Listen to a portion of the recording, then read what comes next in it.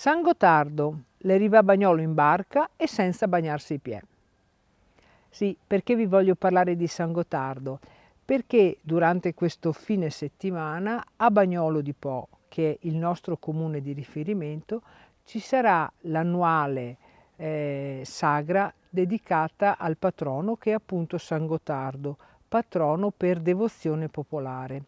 L'immagine di San Gottardo è particolarmente legata all'acqua, infatti si racconta che lui da bambino riuscisse ad attraversare i ponti anche quando il fiume era in piena, riuscisse ad attraversare il ponte senza bagnarsi i piedi.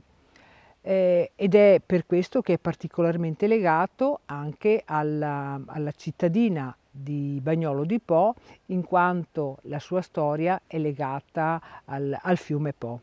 San Gottardo riscuote particolarmente il pensiero dei miei concittadini, in quanto è il santo devoto per problemi legati alle malattie dei fanciulli, alla febbre e alla grandine. Nel comune di Bagnolo di Po, infatti, durante questo fine settimana, nei giorni dal 3 al 7 maggio, ci saranno una serie di celebrazioni legate alla figura del santo.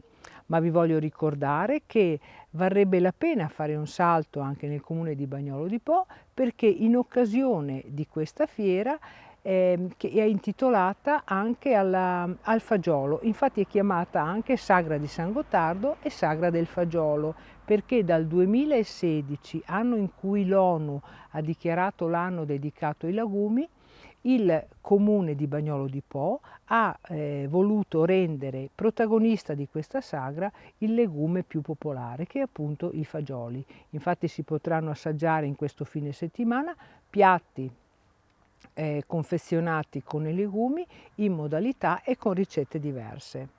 E anche per oggi la mia ciaccola ve l'ho proposta e adesso io mi abbandono al mio solito sforezzo. Torta con le fragole di stagione.